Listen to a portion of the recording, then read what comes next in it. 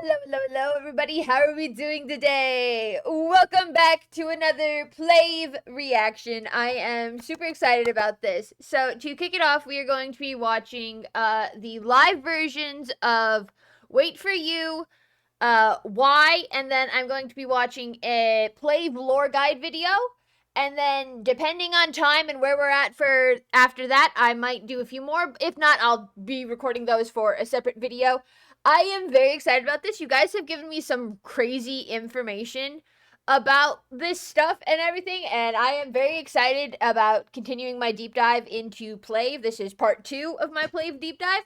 So yeah, I'm very excited about this. So yeah, I've been enjoying it, and once again, you guys have been insanely sweet. You guys are so kind. Your reactions are so nice. You have amazing suggestions. You give me hints about the lore and you tell me stuff that I might miss and everything. And it's just so sweet. And you guys are so nice. And I feel like I'm getting cavities every time I read through my comment section. So, without further ado, here we go.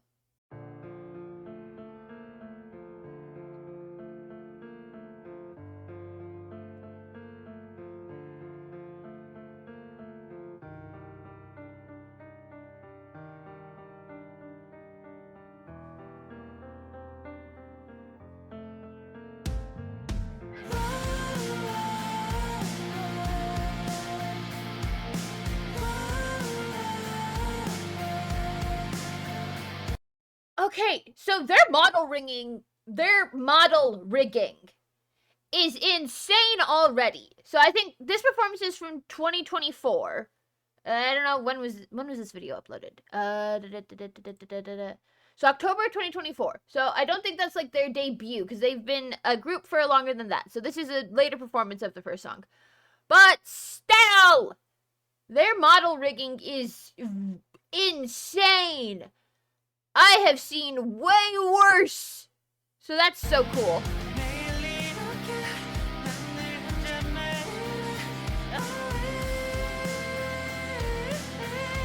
A little bit of rubbernecking.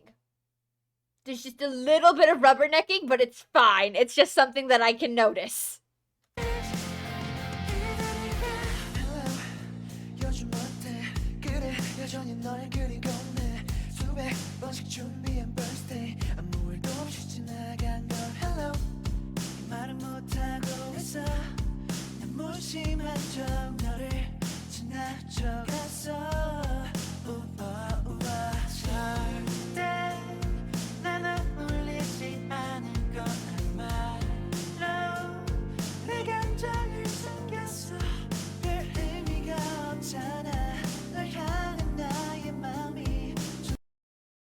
Okay, this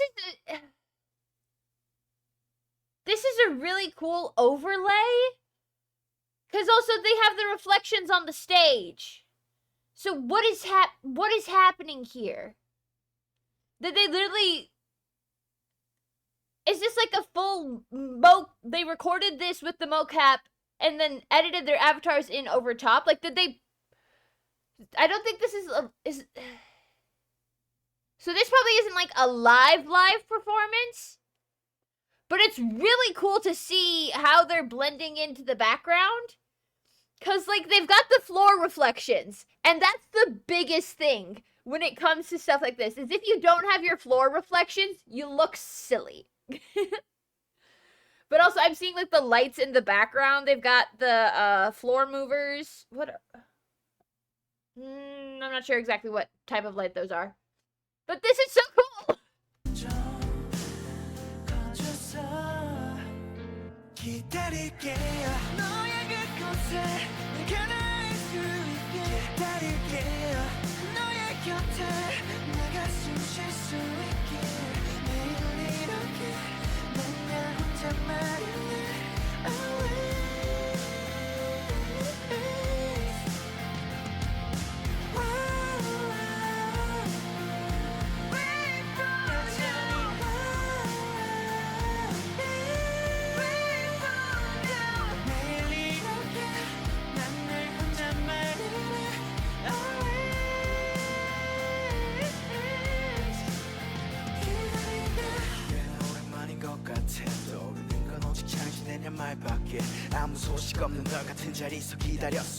The layers on their outfits are interesting. Back up. It's a very interesting style choice on their outfits. Because the way their lines smooth over the shoulders, no real fabric would lay that smoothly. No real fabric would lay that smoothly, so it's very interesting to see, like, the layers and the way the art style of their clothing blends together. Because, like, you've got your undershirt layer, but then you've got the jacket on top of it, but the way that layer blends in, and also the fact that it's, like, you don't see the seams, so you also don't see where the harnesses run underneath, and, like, the attachment points also. So it's very cool to, like, look at from a fashion aspect of how their outfits are put together. Because they're done in a 2D style while wrapping around a 3D figure. And that's the really interesting part of how VTubing works and how to design the outfits. Because since they are full 360 models and have that range of motion, because they're mocap, not just face track. Ooh! Ooh! If you guys didn't know already, I'm a bit of a nerd. I'm not a VTuber, but I have VTuber friends and I've been interested in it in the past. I've got a little PNG dude that I toss up on my streams sometimes. If you guys didn't know, I stream video games on Twitch sometimes. Same username. Shameless self-plug. But yeah. Oh! Ooh, this is ooh, I'm gonna geek out about their outfits more probably. Okay, continuing.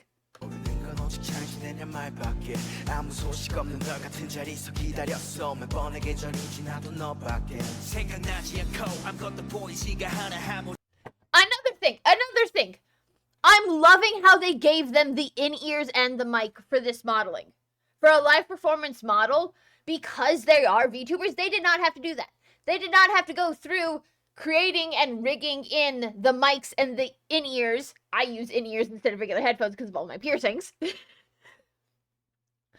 that's such a cool, like, little detail. Like, they did not have to do that because they're so obviously VTubers.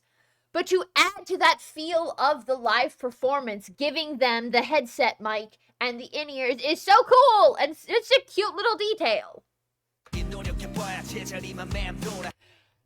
His are two different colors. He's got a white one and a red one.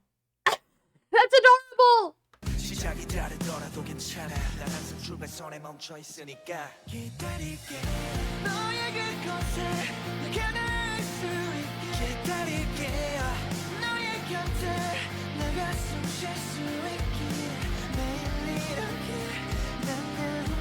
I think they all have separate color ones. I think they all have a white one in their left ear and then a colored in their right. That's so cute.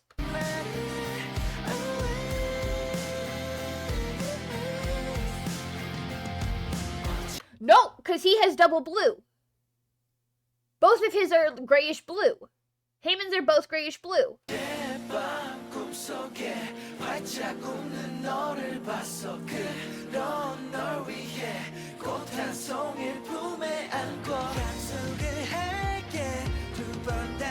I'm now tracking to try and spot their in-ears.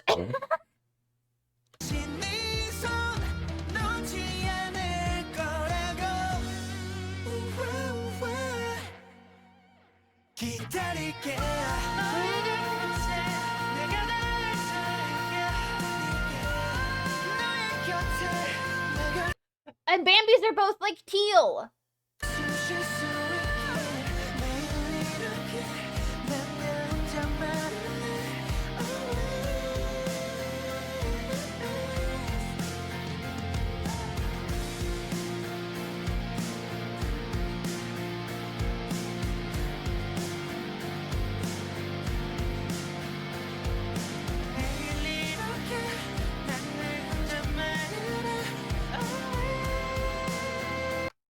Yejin's are gray with a little bit of purple, I think.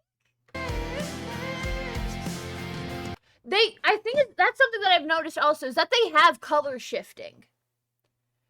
Like, their outfits do have their base colors, but some details, there are slight color shifts for how they're colored, which I find kind of interesting, because the way the models are rigged, that shouldn't be happening, but also in a realistic setting, how they interacted with the different lights as the lights went around would change that, because like the background coloring, whatever you've got for your movers. Oh, I work in live theater. I don't work in lighting, but my best work friend is a lighting technician.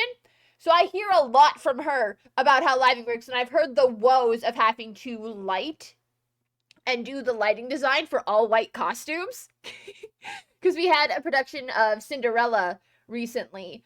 So I heard all of the woes of her having to explain to the costume designer, if you can't have a pure white Cinderella dress, it will just be a reflective mirror ball. So that's also something I've been thinking about, is the fact that they've got solid white outfits with little bits of gray tones in it.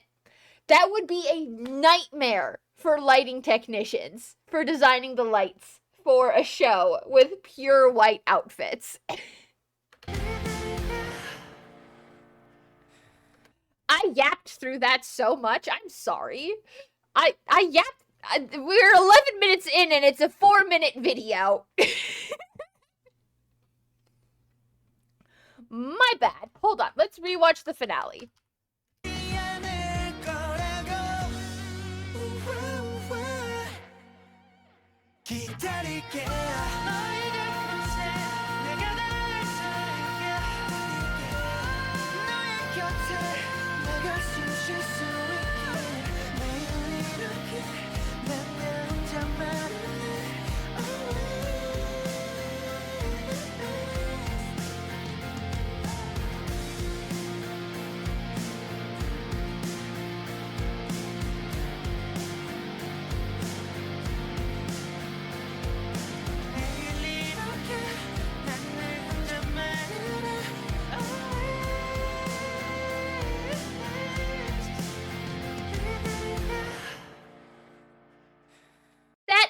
Pose is so cool, and like the strength Heyman has to have, of he's got Bambi one on a knee and on his shoulder, and like Noah is bracing but also like holding Bambi's ankle, and then Yejun is there also, and then Yuno's down there like looking up, but also God, I gotta catch him if he falls.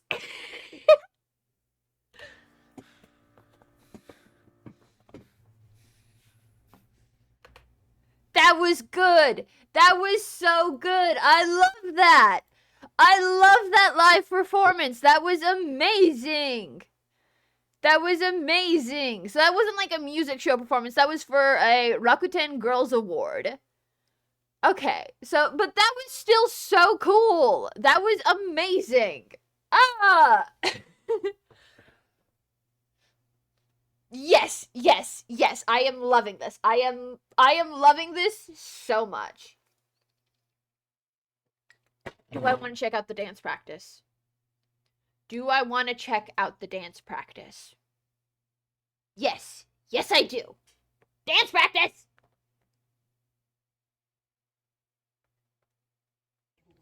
음악 3, 2, 1.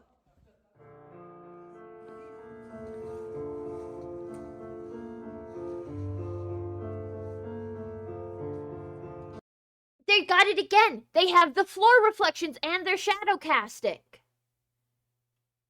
But they're light sourcing because they've got the overheads, but they don't have the overhead rail lights on, it doesn't look like, because of the way the shadow casting is.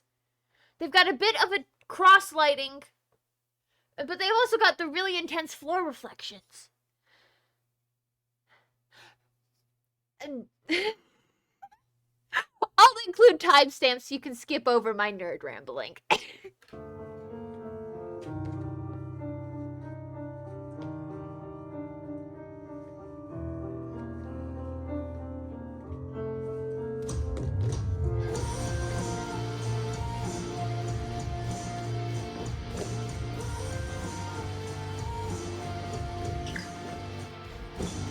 The sneaker squeaks!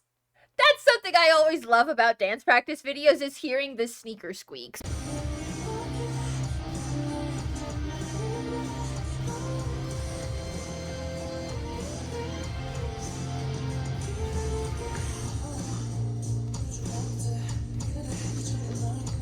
They're all wearing matching pants. They can get different shoes and different shirts, but they gotta save the money on the budget to have them all wear the same pants.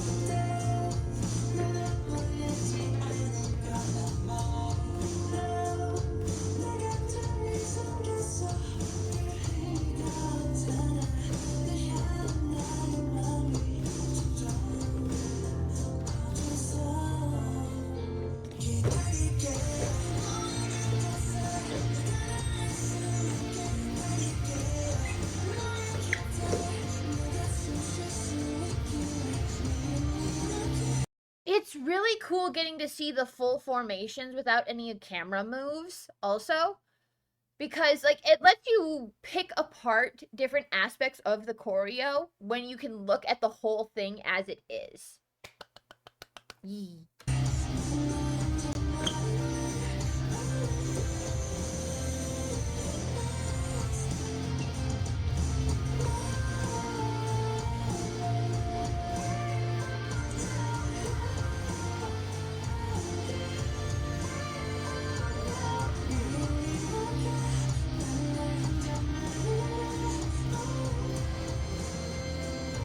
Ooh! That was cool. Run that back.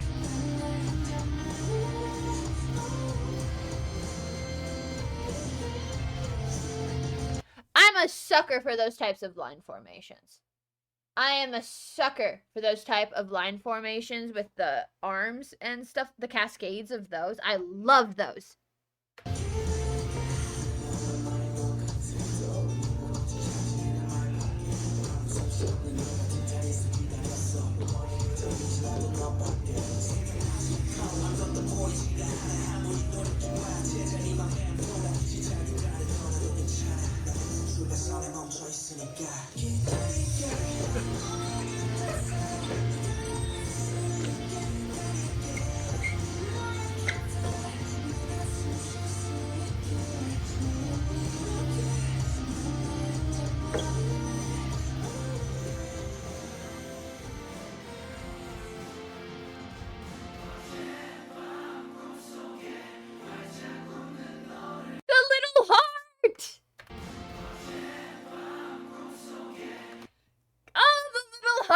Waving. That's so cute.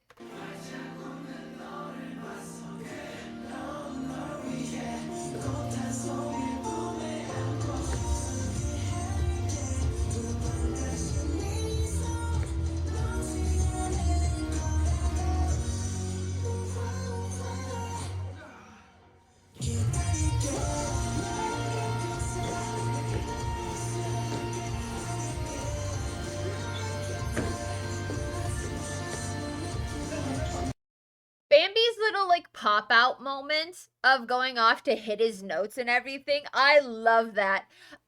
Those moments of when the vocalist gets to just have that moment to shine, whoever it is doing the vocals at that point, is so cool. But it reminds me of Jungho from ATEEZ. When that man is hitting and belting his notes, he is full send on it, and it's always so funny, but it's also like he can never do the dancing because he's hitting the notes.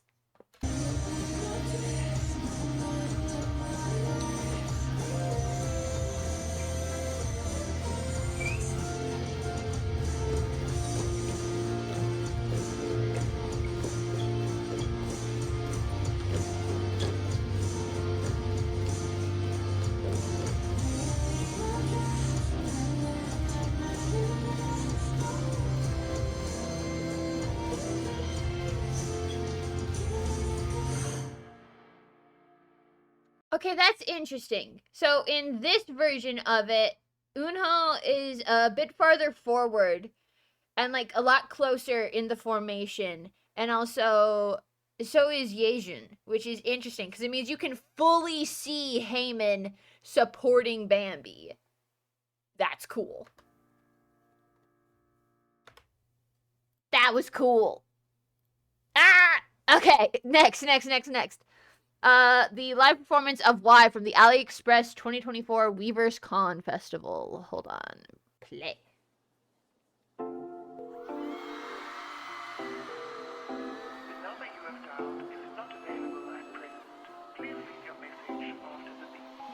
Make you go click, click. Make you go mad, mad. Make you go wreck, wreck. I know, but now 정말 way away, way away. I don't wanna hear anymore. 저한테 way away, way away. I don't wanna fear anymore. Make a trend 내 빠진 밈들을 전부 꺼넣어둬. Make a friend들이라는 fake 모두 모여 여기로 멋소 아는 shakers 멋소 위에 brothers 안 오는 놈들은 뭐야 나 집에 안 갈 거야. Tell me what you want 다 보여줄게. Oh tell me what you do I'll be a romance. 너 정말 way away way away. I don't wanna hear anymore. Oh, that move is adorable. 저한테 way away way away. I don't wanna fear anymore. Okay, so I have a question. Who let Heyman wear a hat?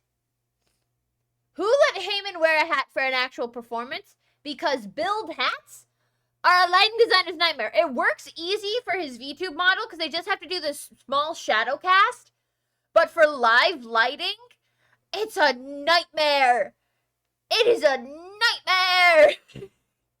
Because then you have to get under lighting so that the entire face doesn't get washed out. And like for getting angles with the camera and everything. It works because it would work because Heyman is so tall.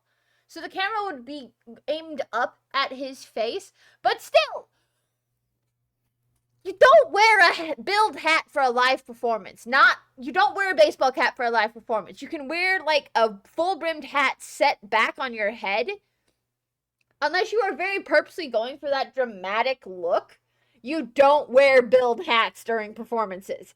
It sucks for the camera. It sucks for the lighting. It sucks for the camera. It's just a mess.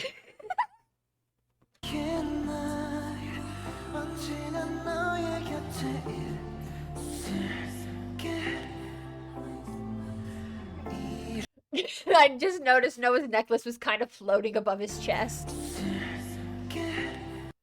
Yeah, his necklace is like floating above his chest. The necklace shadow should not be like that.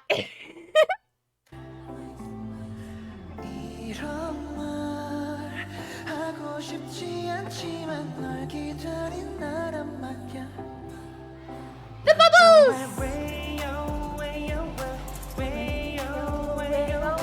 I don't wanna hear anymore. 저한테 way away.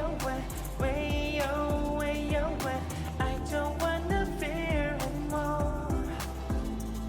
Go by me, go by me, go by me, go by me, go by me, go by me.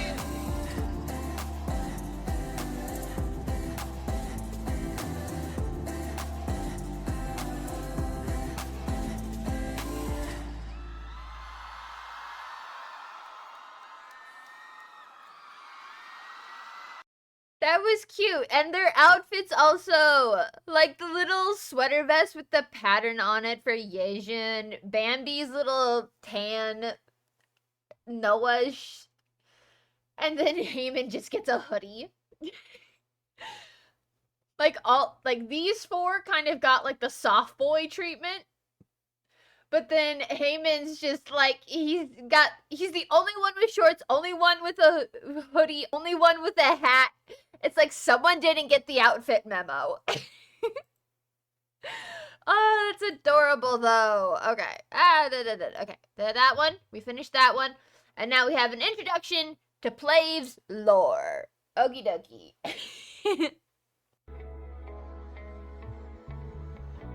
Nah, I'm just kidding. I won't make you read for 30 minutes straight. I know, I'm super nice, aren't I?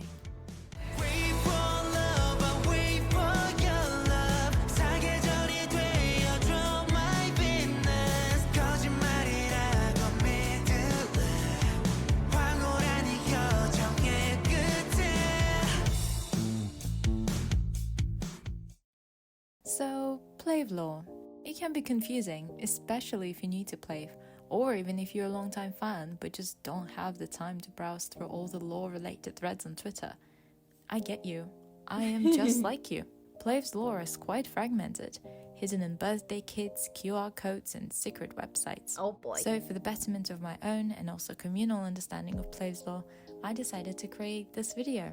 Let's get started because we have a lot to cover. Before we start though, I have to make two things very clear. First, this video is not about the technology behind Plave. It's about the fictional world that their characters are from. I will not be discussing the real world company or the people behind Plave members. There will be no explanation of Plave's lingo, like the names of their lines or any of the memes. I will only be explaining things that are relevant to their lore. Second, the lore is fictional. This No didn't doubt. happen in real life, it's just fantasy. Now that any potential misunderstandings have been resolved, let's get started.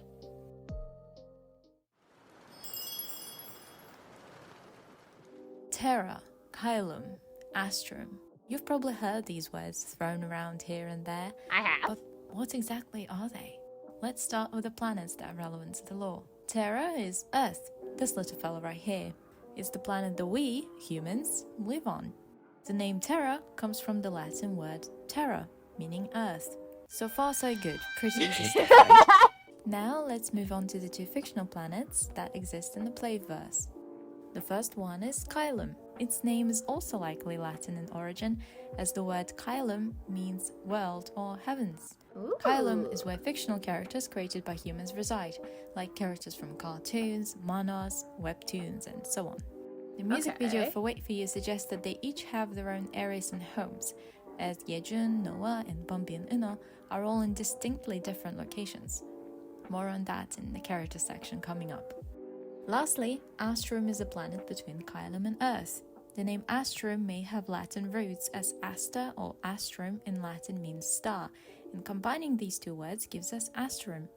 Astrum is an inorganic planet that had no life on its surface before Plave started living there. However, the sky of Astrum is known as the space of life, or Vitae Kubo. What? I know that the narrator said she wasn't going to be explaining any of the memes she put up on the screen, but what is this? Bambi, what are you doing? Which is again most likely a combination of two Latin words, vitae meaning life and kubo meaning to die. So, life and death. But it also sounds similar to cube. You've probably already guessed which space I'm talking about. Correct, it's this one, the one where we see Hummin in the Wait For You music video. This is the place where the characters are born and die.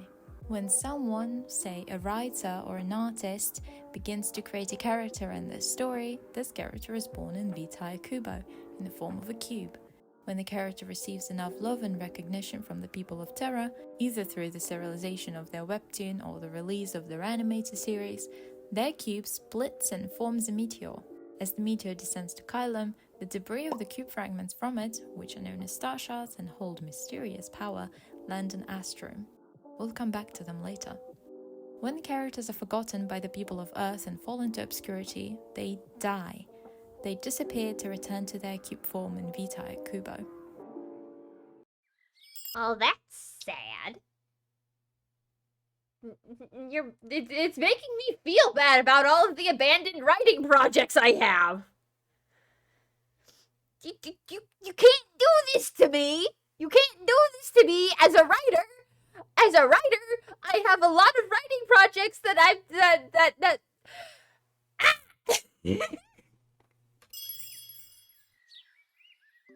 Plave's 5 members are all protagonists of separate webtoons that were made by the same author but were cancelled and most likely removed at the author's request. Because their stories had stopped receiving love from people of Terra, the characters from them started to fade out of existence gradually, until only the main characters, the Plave members, were left, but they too were in danger of disappearing.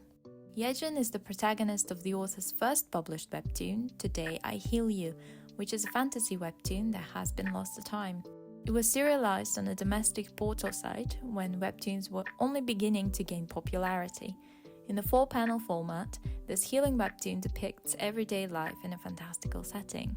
Initially, it didn't attract much attention, but it gradually grew in popularity through word of mouth due to its unique world building. Noah is the protagonist of a webtoon called Heart of the Moon.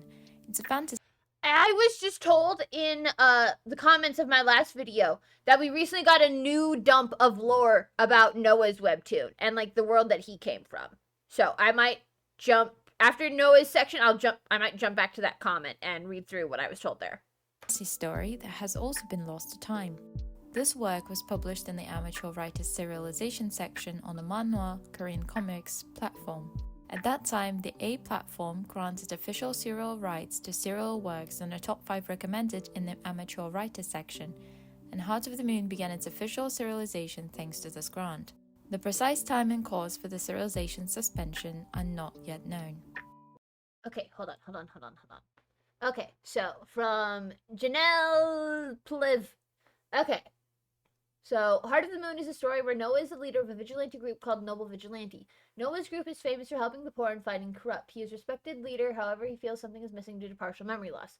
One day in a busy marketplace, runaway slave woman grabbed his leg, begging for help. When Nias met Noah, called the woman Jaden. Calls his however can't remember his mind and triggers Noah's past. In the past, Jaden is an 8-year-old child who lived in the castle of Valor Fallen Night. Family knows it.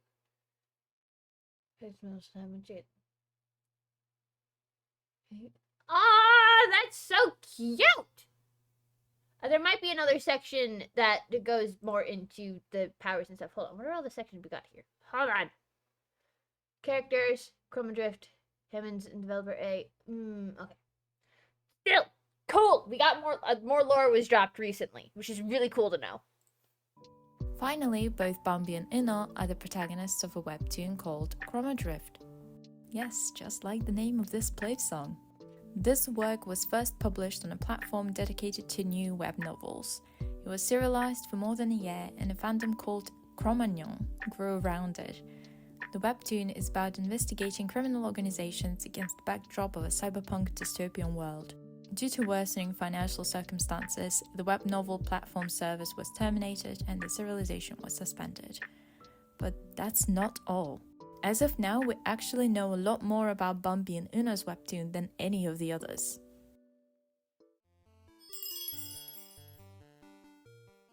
But first, if these webtoons have long been discontinued and wiped off the internet, aren't you curious where I even found the info about them? I hope you are, because before I go into further detail about Chroma Drift, we need to talk a little bit about LMS and their findings. Let's look at the homepage of their website. LMS, or Lost Media That's such a retro design for the website, but it's so fitting. I love it. Society is an unofficial club of Songhee Arts High School that tracks down, excavates, and investigates lost works of art. We uncover and analyze lost materials that are now only legends. This semester, LMS will investigate the works of the missing artist 3v3R. We ask for your participation and suggestions. Thanks to the effort of these students, we know at least something about these webtoons. By the way, this school right here, Songhee Arts High School, is the high school Plave attend in the 6th summer music video. Oh, the cool! first point of interest for us on this website is this hyperlink called 3v3R. What is 3v3R, or rather, who is it? They are a webtoon artist that debuted when webtoons started to become popular. The first serialized work, Today I Heal You, was influenced by simple daily cartoons that were popular at the time. In an interview, 3v3R described their debut work as a work to support my own dreams and a time to look back on everyday emotions. Since then, they established their own style of writing, publishing Heart of the Moon and Chroma Drift. However, they were criticized for their lack of stamina by their readers as all of their works were left unfinished. Currently, all works of 3v3R are lost, and it is believed the artist requested all records of their works to be erased. Sound familiar? Yes, 3v3R is the author that created all 5 Plave members. They are rumored to live overseas because of certain details in their works that differ from the experiences of Korean readers. Also, judging from the fact that all information about their works, including screenshots, was deleted, it is presumed that the author attempted to erase all traces of themselves. There is also rumor that 3v3R has stopped writing and is now learning coding. But what does the name mean? 3v3R revealed that they were having trouble coming up with a pen name for themselves when they noticed that there were 3 keys between V and R on a QWERTY keyboard, and they settled on the name 3v3R. But it's also worthwhile to consider some theories on the meaning of the pen name. The first is that the name was supposed to depict a cute emoji with outstretched arms. The second is that the number 3 in the name could be read as the letter E, spelling out ever. I will be using this pronunciation going forward to make my job a little easier. Now, That's what I was thinking. It's like 3v3R, but ever. I was thinking it would be ever. let's look at Ever's works. We've talked about the first 3 already, but what are the remaining 3? Heart of the Moon side story was theorized to have been released on the author's personal blog, but since there was no proof to back up this claim, it was determined to be a mere rumor. The 6th one is a martial arts webtoon that was never released, even though the author mentioned in an interview that it was a work in progress. Number 5 is slightly more interesting in my opinion. It's a science fiction drama webtoon called The Sixth Track, which is a name similar to the episode in Chromodrift titled Track 6.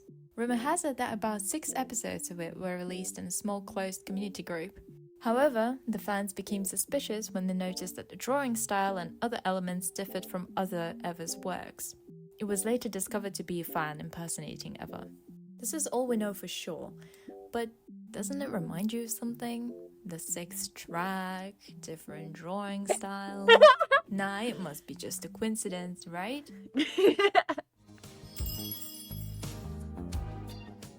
Okay, as intriguing as it all is, I promised to tell you more about Chromodrift. So let's talk Chromodrift. This is the only webtoon for which primary sources can be accessed, so we know a little bit more about it than the others. It seems that Chromodrift was the reason for LMS's establishment. One of their members was chatting to generative AI, like ChatGPT, asking for some recommendations for media content that featured criminal organizations. One of the recommendations made by this ChatGPT was a webtoon called Chromodrift, but the member had never heard of such a webtoon and suspected that ChatGPT made it up. So they asked about the webtoon again and whether it was a real work. It answered, yes, and it's very popular. But despite his best efforts, the member couldn't find anything on the internet. So the club began their investigation by typing major keywords into various search engines. Finally, they managed to find a post on a question platform. In that post, the user remembers reading a web novel with a pink-haired detective and an X-Men kind of vibe, but they can't remember the name of it. Someone answered them. It's a webtoon, Chromodrift. So it existed after all, once upon a time. Then, using their club's dedicated search engine, LMS members looked into the web pages related to Chromodrift, and they found a page containing a few chapters of the now defunct Chromodrift webtoon. It was being serialized on a web novel platform that, at some point after its conception, had added a section for reading webtoons as well. Hence why the user who asked about the story on the aforementioned website confused it for a web novel.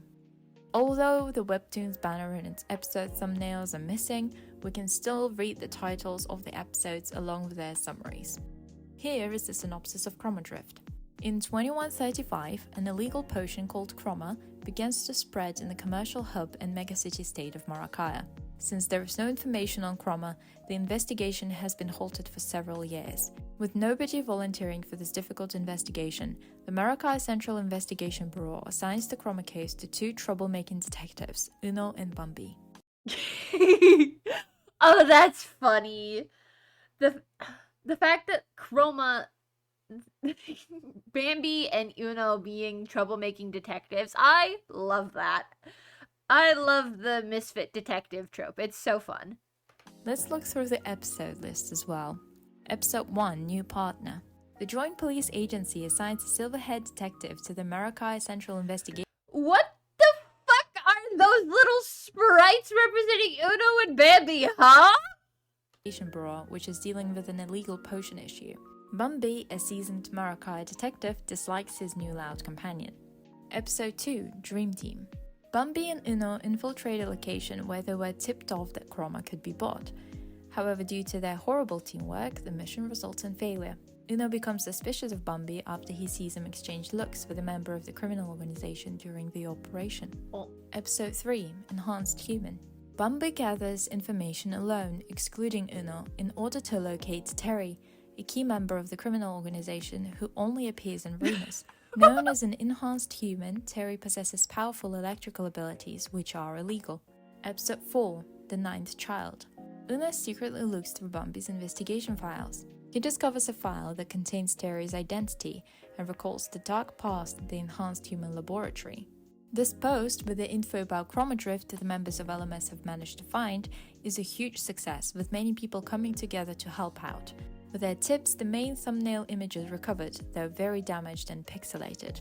LMS next looks up the name of the webtoon together with the names of the main characters and finds a comment section for one of the episodes of Chroma Drift called Episode 37, Kurenkai Report.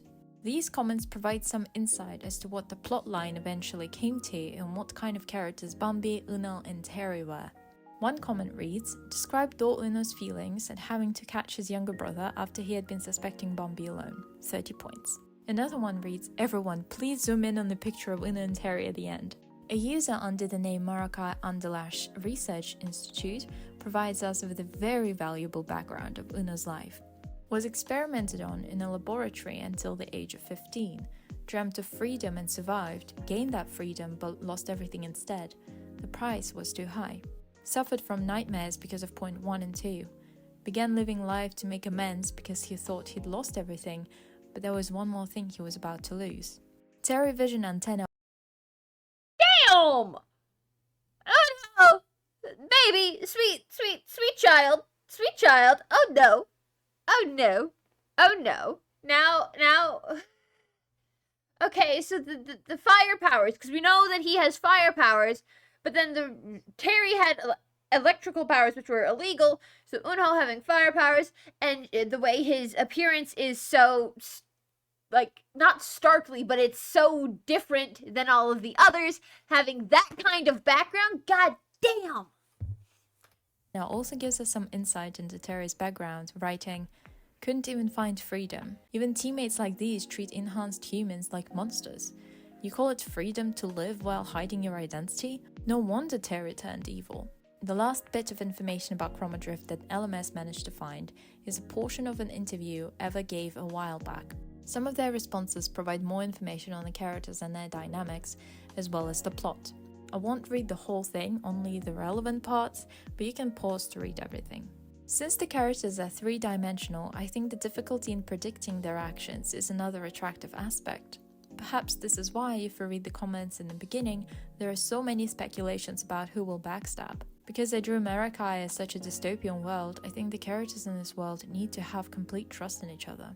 I think I like characters who grow and overcome their past traumas. Uno, who is strong but loses control when he's angry, Bambi, who is a bright elite detective but grieves over the loss of his co-workers, and Terry, a supporting character who seeks revenge on the cruel world by using the same weapon. I try to focus on how Bambi and Uno learned to understand each other despite their bickering. Their investigative approaches are completely different, but they do complement each other in some ways. Uno has a soft heart, so he needed to have a partner who could manage his emotions, such as Bambi, in order to negotiate with Terry. But interestingly enough, Bambi actually may have been more fixated on appeasing and winning Terry over than Uno. So I think Terry was an appealing supporting character who helped the two overcome their respective pasts and move forward. And that's all we know about Chroma Drift and other webtoons by Eva.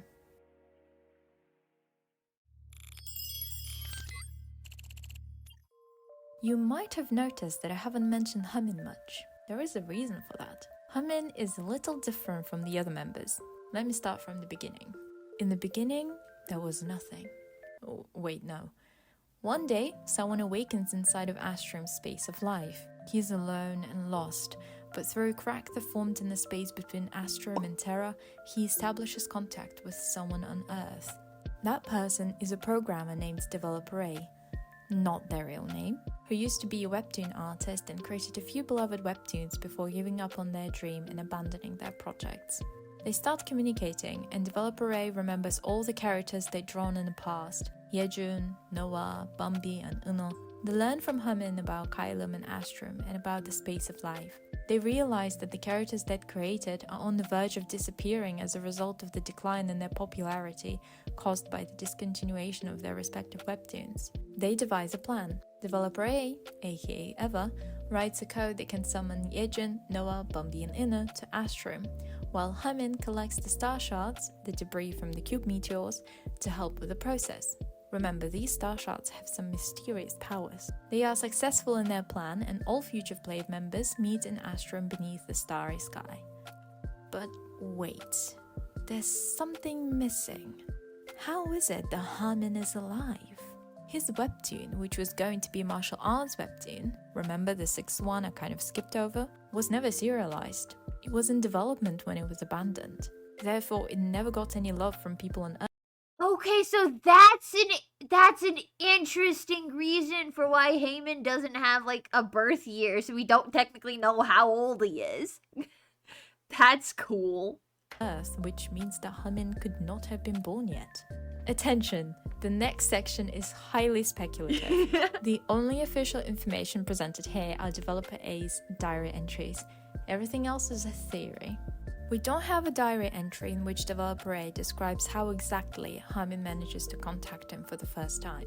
According to Anon magazine, he receives this written message from Hamin, but according to developer A's diary, he receives it a little more than 2 months after the first entry available to us, which already mentions Hamin and developer A's confusion over his existence. In the same entry, he mentions that a Hamin image was created, so Hamin most likely first got into contact with developer A via image alone.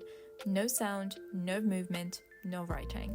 He notes that the frequency of these Hamin images has been increasing, so he decides to investigate how a third party could create images of Hamin when Hamin was never released to the public. He develops a language model that can explain the learning process of each layer.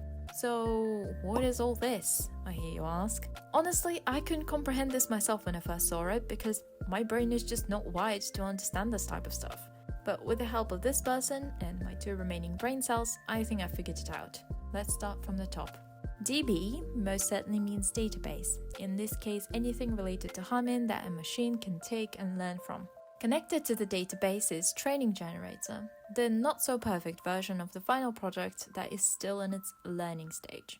Next is Generator. This is the completed machine that takes information from the database and the Training Generator to create images of Hamin. Training Generator and Generator are linked to metadata. Metadata refers to all the intermediate information produced by both generators while they work. That is to say, their thought process as they create images of Hamin. Machine-generated metadata is notoriously difficult for humans to understand. That's why developer A develops an AI model to assist him. Here, this AI model is called XAI. He trains it first, and then by combining all the info, he should be able to determine how these Hamin images were created. And he succeeds! 2 months later, the model he developed produced results in the form of a package file that he interprets into text format. He gets this message, but he has no idea what it means because he's never seen these letters before. We know that this is the Astrum language and can translate this line using the Astrum language chart that was included in the membership. It says, "Hello, I am Hamin." Presumably developer A also translates this phrase as Hamin shares a lot of information with him. This is also where it gets confusing. He sees the Astrum language for the first time on January the 21st, but a week earlier, on January the 14th, he writes in his diary that through conversation with Hamin, he's learned about the fictional worlds of Astrum and Kylum, meaning that Hamin and he already talked somehow. Did they do it in Korean, English, or some other type of language, like the coding language for example? Or did they communicate through gestures and images? I don't know, and it's the only detail that doesn't really make sense. I feel like I'm missing something, because it's so obvious the timeline doesn't match that I don't think Vlast would have messed it up. Please Time shenanigans! Time shenanigans is always funny, unless... Could it be... I don't know. Interesting questions. tell me in the comments if you know the explanation for this. All of this to say that Hamin may very well turn out to be AI, or a product of AI, or at least some type of a robot. That explains his powers like coding and being able to contact someone on Earth, and also the fact that he is the only member of Plave that can learn and adopt special effects of other members. Because, of course, AI learns from the information input into it. Ooh, that's kind of cool. You've probably seen these fellas hanging around the boys. They are called Coligo. But who are Coligo? Do you still remember what I said about Astrum and Kylum? I hope you do, because we're going back to these two planets for a little bit. Kylum is a planet where the characters who receive love from people on Earth live. But it's not just a planet. Kylum is said to be a being with a will of its own. Kylum resurrects some of the characters that faded out of existence due to them losing affection of people on Earth and uses them to form its army. Coligo is the name given to these nameless soldiers who have lost their individuality and just obey Kylum's orders. The word Coligo, no surprises here, also has Latin roots. Coligo in Latin means darkness. The main role of Coligo is to subdue characters that run wild when their supporting cast disappears, or to suppress conflicts that may arise between characters. Damn, Bambi, pop off! Like, I know he was a detective, but damn! Boy got some skills! After Plave is unknown as of right now. I want to go back to Chromodrift for a little bit here. We don't know how many episodes there were in total prior to the webtoon's discontinuation, but in the post where they provide the screenshots of the comment section under episode 37, LMS writes, "It seems that there were more tragic twists and drama in the middle than expected," indicating that episode 37 was closer to the middle than the end. Why do I even mention this? Well, I think we're all very curious who this person is. The one Uno seems to recognize in the beginning of the Dash music video. I've seen people speculate that their side profile looks like Hamin or Bumby, which can be true, but I think it's Terry. He grew up in the same facility as Uno, and they were both experimented on, but Terry escaped and turned bad while Uno started working on the side of justice. They know each other very well and appear to have a pretty strong connection through the plot, so of course Uno would recognize him even after not seeing him for a long time. Plus, he zapped Uno with electricity, and he seemed to be the only one who used his powers along with a gun. He took out Uno, Yejin and Bambi each in one strike, which would make sense if he stayed an enhanced human even after he was reborn as Caligo. The parallel between his and Uno's powers in this scene is also quite suspicious, don't you think? It's like they have the same powers, but one is fire and the other is electricity. That checks out if it is actually Terry, because he and Uno were brought up in the same laboratory. This is so cool! This is such an interesting backstory, what the fuck? I was Uno happy to see him though, if Terry was the antagonist. I have two theories about the potential reason.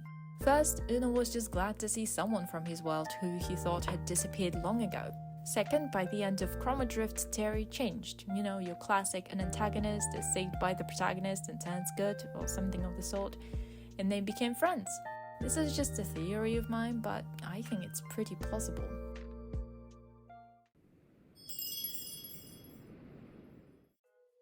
So, how did Coligo appear in Astrum then? Plave were assisted by the programmer from Earth in mysterious star shots. It's highly unlikely that Coligo used the same method. Well, they didn't. Remember these little guys in the Dash music video?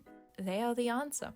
Even prior to Plave's arrival at Astrum, Kylum had been running numerous experiments to transfer Coligo to this planet, but during the process many lifeforms perished due to failed transfers. Quadruple M, or Mu Me Mi Mu, seems to be the first successful experiment subject in Kylum's attempts. During the incomplete transfer process, the data became entangled, which is believed to have given Mu Me Mi Mu the ability to instantaneously move through space. Those are so cute! They're adorable! After Plave's arrival in Astrum, the only data transferred from Kylum was Mu Me Mi Mu. Following that, it seems that Kylum discovered a stable method for transferring characters. Since Mu Me Mi Mu's appearance, many Coligo have been appearing in various regions of Astrum to gather information.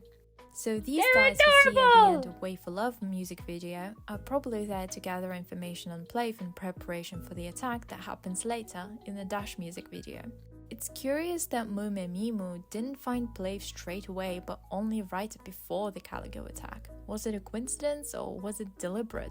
After all, they had been said by Kylum. Mume Mimu were also originally introduced on the LMS website, however in a somewhat cryptic way. Between the members' uploads regarding their ongoing Chroma Drift investigation, there appeared these two posts titled Others, LMS Regular Meeting Record 1 and 2, which, when downloaded and opened, reveal some codes. The first one translates to I am in the Ferris wheel in the game machine. The second one translates into Latin words. In English it says, I have reached so many moons endowed, with scattered images, now the image is complete. And there was also a post on the bulletin board named, in Korean, Mium Mium Mium Mium, which stands for Mu Me Mimu. If you zoom out, you can see the outlines of Mu Me Mimu's names. What does it mean though? Your guess is as good as mine. It could be just Vlast using the website as a fun way to introduce new content. They teased the island music video with posts of various puzzles on here too, and it turned out to be some kind of a welcoming ceremony for new members of LMS. It could be that Mume Mimu are the LMS members and want to help us, Plave fans, learn more about them. Or maybe Mume Mimus are very good hackers and are just toying with all of us. But then why aren't LMS members deleting these posts? I expect we will find out sooner rather than later. But for now, This is it. Wow, that was a lot. Are you okay there? Don't worry. Okay, that was very interesting. That is a very cool setup for the lore of the Plave world, and it makes sense, but also that's fascinating. That is so cool. Oh! That's so cool. I love that a lot. Oh, okay. This was really fun. Getting to watch the live performances again. I nerded out about it because the live performance stuff is what I do. Okay? But so yeah. So that was amazing. I love that so much. And then the lore drop. Ah!